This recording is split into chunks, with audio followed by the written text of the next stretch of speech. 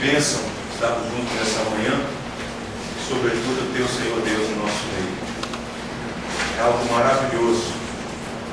A palavra do Senhor ensina que os céus dos céus não podem conter o Senhor, e no entanto Ele habita com o abatido e contrito de coração. Que coisa espetacular.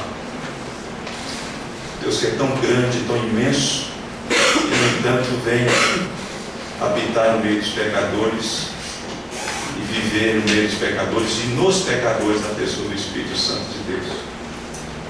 De modo que eu quero lhe convidar mais uma vez para que você feche os seus olhos, para que você peça ao Senhor para lhe falar nessa manhã. A palavra dele é poderosa, ele já tem nos falado por meio das leituras, por meio das exposições. Certamente nós desejamos ouvir um pouco mais para que cresçamos na graça do conhecimento de Jesus. Então feche os olhos e vamos orar mais uma vez. Senhor Deus, bendito seja o teu santo nome, porque apesar da tua grandeza, do teu poder, da tua santidade que está acima de toda a criação, e nós pecadores, frágeis, aliás, tu conheces a nossa estrutura e sabes que somos pó. Ainda assim, Pai, tu nos amas. E esse amor é um amor eterno. É um amor que foi demonstrado, que foi evidenciado por meio de Jesus, quando tu entregaste o teu Filho bendito para nos redimir, para nos dar vida eterna, para perdoar todos os nossos pecados. Nós externalizamos nessa manhã a nossa gratidão ao Senhor Deus, e com profunda expectativa, Senhor Deus, de que tu sejas propício a cada um de nós, visitando-nos, dando-nos, ó Deus, disposição de alma e de ouvido, para que tenhamos condição de ouvi-lo, e que o nosso coração, ó Deus, seja um recipiente ornado por ti mesmo para receber a tua palavra e para guardá-la, para que ela faça muito bem a nossa existência, o nosso crescimento e o modo de como servi-lo. Portanto, Deus, toma-nos em tuas mãos. Em nome do Senhor Jesus Cristo nós te pedimos. Amém. Abra sua Bíblia então, na carta aos Hebreus, capítulo 12. Nós fizemos uma abordagem bastante sucinta, e eu fiquei feliz porque alguns irmãos depois disseram: pastor, eu ainda tinha disposição para ouvir um pouco mais, mas o senhor hoje foi bastante diferente das outras abordagens, né? Então, bondade de vocês e bondade sobretudo de Deus em nos assistir, dando-nos disposição. Então, Hebreus capítulo 12, vamos desde o versículo 1 até o versículo número 3. A palavra do Senhor diz assim: portanto também nós, visto que temos a rodear-nos tão grande nuvem de testemunhas, desembaraçando-nos de todo o peso e do pecado que tenazmente nos assedia, corramos com perseverança a carreira que nos está proposta, olhando firmemente para o autor e consumador da fé, Jesus, o qual, em troca da alegria que lhe estava proposta, suportou a cruz, não fazendo caso da ignomínia, e estando assentado à destra do trono de Deus. Considerai, pois, atentamente aquele que suportou tamanha oposição dos pecadores contra si mesmo, para que não vos fatigueis, desmaiando em vossas almas. Amém. Então, nessa manhã, nós vamos olhar para esse texto e pensando na nossa temática e considerando a instrução do Senhor para a nossa vida, de como caminhar, como viver a vida cristã. E eu começo dizendo que, aliás, fazendo uma pergunta: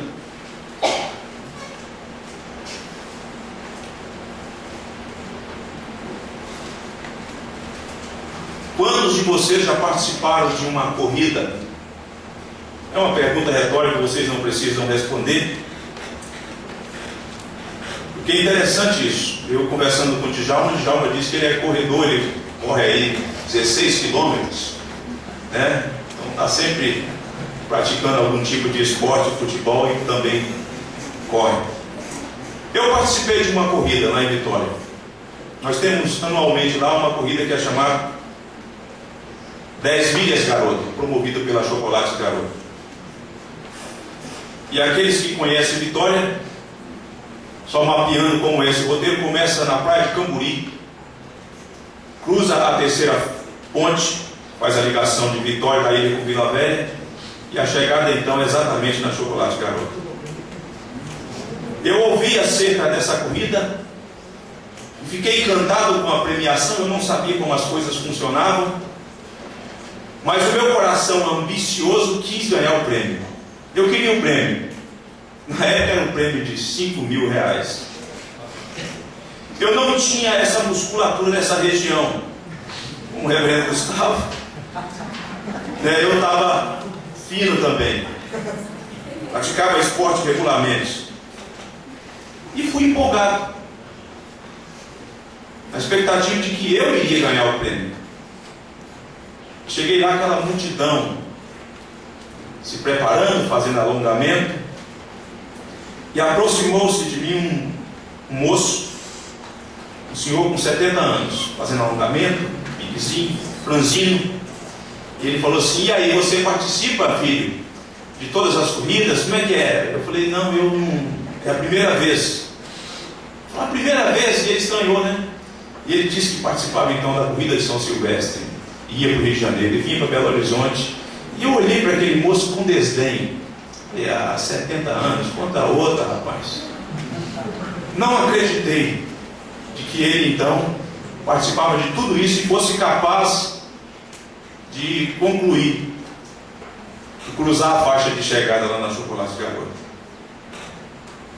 O que eu não havia considerado, embora tinha o desejo de ganhar o prêmio, é que para correr precisa considerar as normas, é preciso ter preparo, é preciso ter disciplina.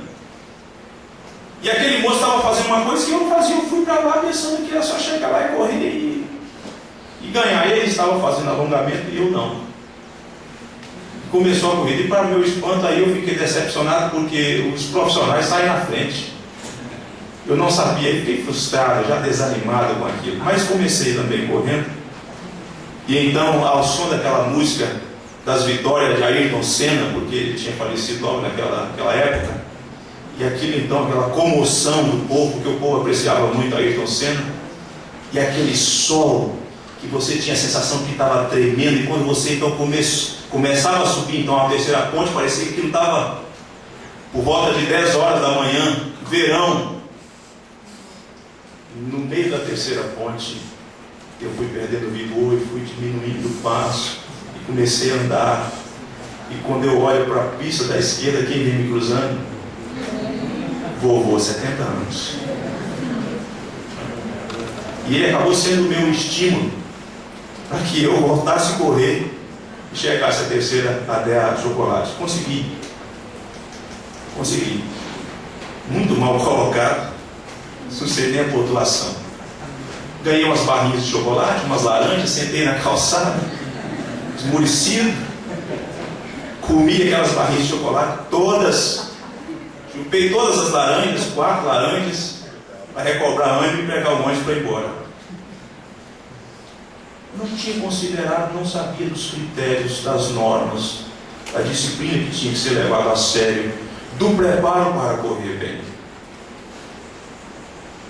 De modo que esse texto, Paulo usa uma metáfora para falar que a nossa vida cristã, que a nossa caminhada, que a nossa peregrinação é semelhante a um maratonista. E ele usa a expressão que corramos com perseverança a carreira. Ele usa essa figura e traz para falar e dar algumas dicas de como nós devemos correr, de como nós poderemos ser bem-sucedidos. Mas antes disso, de entrar no texto e destacar essas instruções, é preciso dizer que, aliás, eu disse Paulo, né? Não é Paulo não sabemos quem foi o escritor. embora alguns digam que tenha sido Paulo, mas desconsidere isso aí. O escritor aos Hebreus, ele escreveu essa carta, ele quer destacar a superioridade de Cristo. Ele é superior aos anjos, ele é superior ao sacerdócio levítico. O sacrifício dele é superior a todos aqueles sacrifícios, muito embora aqueles eram símbolos e tipos daquele que haveria de ser realizado de uma vez por todas. E o escritor aos Hebreus quer destacar essa supremacia de Cristo Jesus. Por qual razão? Porque estes crentes estavam recuando. Eles estavam voltando, alguns deles, voltando às práticas religiosas do Antigo Testamento, todos aqueles cerimonialismos, e o escritor então quer convencê-los de que não é mais necessário.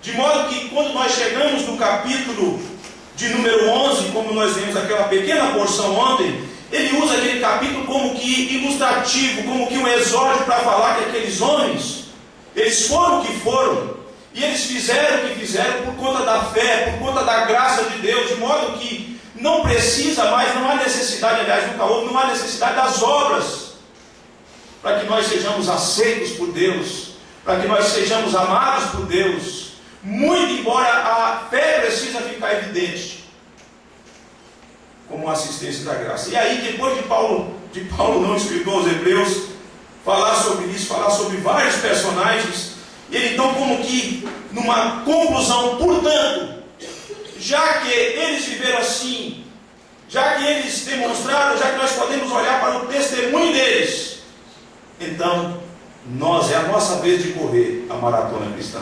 Eles já completaram a carreira deles. Eles já foram bem-sucedidos porque eles creram, eles confiavam em Deus. Eles correram bem.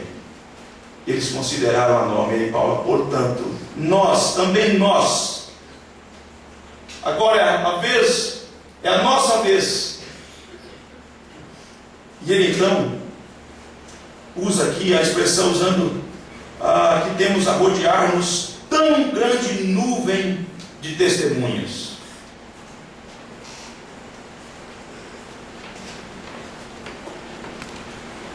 E então,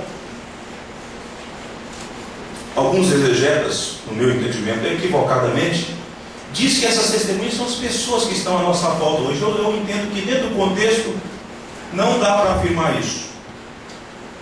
Penso que dentro do contexto da estrutura do texto da carta, penso que o escritor está destacando sobre estes personagens. Tão grande nuvem de testemunhas.